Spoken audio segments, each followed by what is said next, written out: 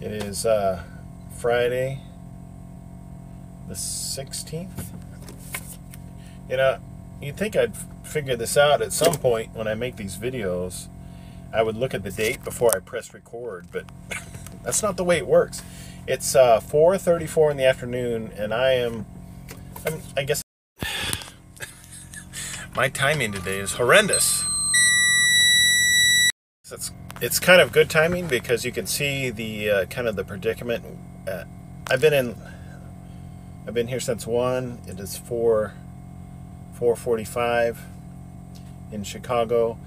The first clip was cut off by a phone call. I don't know why people insist on calling me on my phone.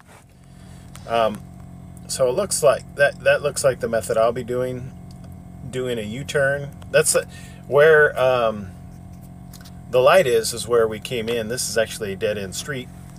And we get told to turn around and get in line. I'm now in front of the line, and this guy in front of me, he's trying to back into those doors on the right. And I think that's what I'll be doing if there are no cars in the way that'll allow me to turn around. While listening to the first clip to find out what I was talking about before the phone call, I realized I can hear the noise you hear in the background. That is my air conditioning. And I think if by listening to it on the video, it makes me think, wow, that sounds kind of loud. But in reality, I don't even notice it. I didn't notice the air conditioning noise until I actually watched the video. So you can probably hear it right now. So we'll watch this guy back in. I am in Chicago, near Chicago, Franklin Heights, Franklin Park, Illinois. And let me see if I can hold this steady. I am here to pick up some kind of steel products. It looks like they form steel sheets into different parts and whatnot. And it's going to Arkansas. I've only got 2 hours and 59 minutes left on my clock, and it takes 4 hours and 51 minutes just to get home from here. So, yeah, I'll get money for detention pay, but you know what?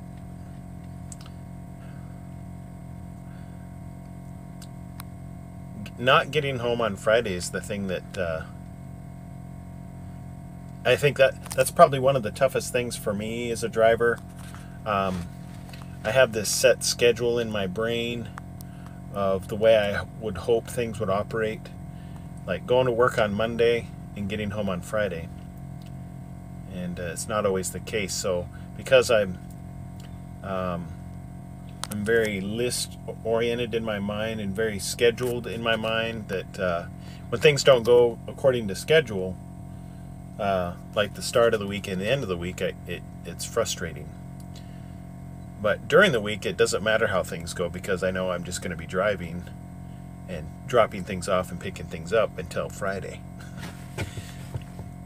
So if you like to maintain a schedule for getting to work and getting off of work, that might be a downside for this.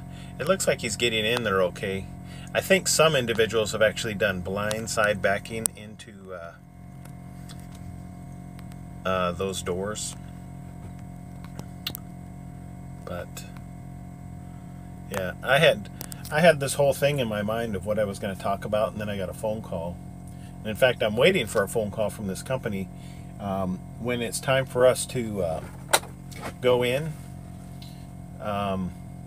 they call us to let us know where to go, because I've seen some trucks go into this fenced-in area and back in and get loaded outside. So, and most of those doors are blocked by product.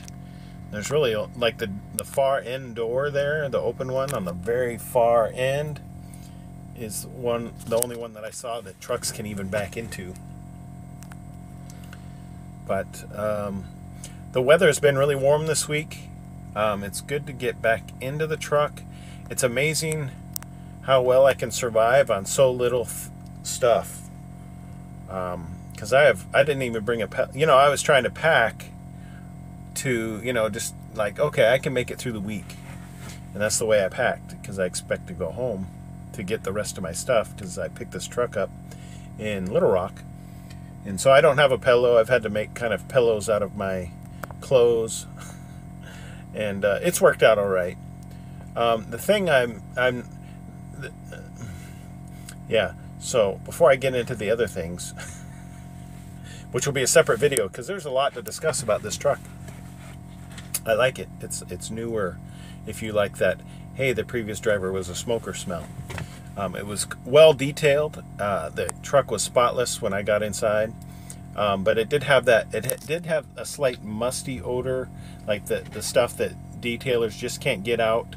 The whole, not necessarily the scent, but you can, you get that smell. I guess it is a scent technically, of that. Even though it's not a smoke smell, it's a musty smell that indicates that the previous owner was a smoker prior to being detailed.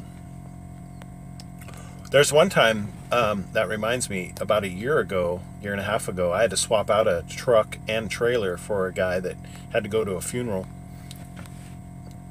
in, I don't remember where, Tennessee maybe? He parked at a podunk gas station in the middle of the woods, and he must have been a heavy smoker. I mean, because the dashboard and everything had a coating of, I don't know what it was. I mean, everything had a coating of,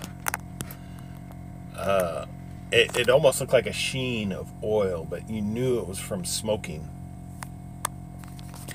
And it felt very, it was disgusting, but hey, I did the change and got out of it. Now I'm just rambling. But it just shows you how dirty things can get if you don't take care of it. So I'm grateful that this truck was clean. Hopefully in future videos. My plan is to get home tomorrow now and not today, and actually dropped the trailer, which had a light problem this morning, but changed a fuse and then everything worked. I'm going to drop the trailer at the Madison yard in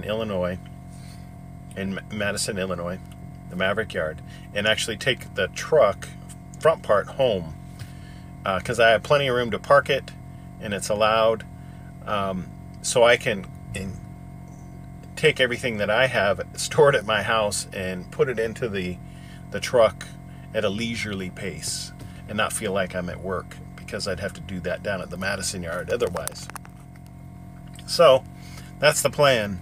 And then once I get everything set up next week, there'll probably be more videos about the specific things that I want to speak to about this truck.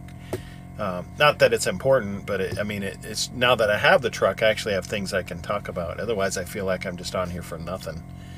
I know there's some people that really enjoy these videos, and I'm glad I can bring them to you. So give it a thumbs up if you like it, and if you don't, there's other video channels to watch, so why are you here?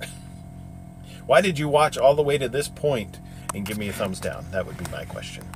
But no, give it a thumbs down if you don't like this stuff. That's what YouTube's for, to find out what you don't like. But that's it. It's hot in the front seat, so I'm going to move back to the air conditioned part.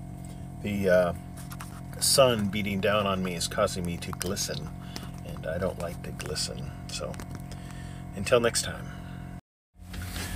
Okay, one thing I guess I can explain now is I don't like this unit in this truck, because here I am, I'm done, I'm ready to go, and I touch the screen and it freezes.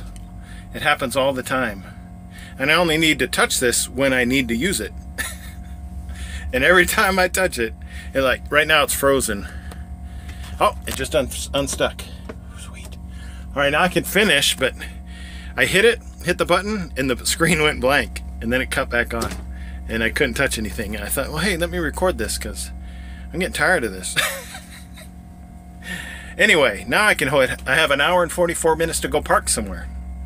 So it's only 6 o'clock, and it's really light out, so maybe I'll get lucky and find a place on the way home. We'll see. I just sent in my leaving shipper, and it's frozen again. It's hard to, I still have some more stuff I need to do on the unit in order prior to me leaving. So and my time continue. As you can see now, it's 1:41. This isn't a typical issue. This is an out of the norm type of issue. So what I'll do is I'll turn it in when I need to. Went this weekend to get it checked out, along with a couple other what I would call glitches of a new truck, and we'll see if I can get those answered. So anyway, waiting for the screen to, oh, there we go, time to get busy. Okay.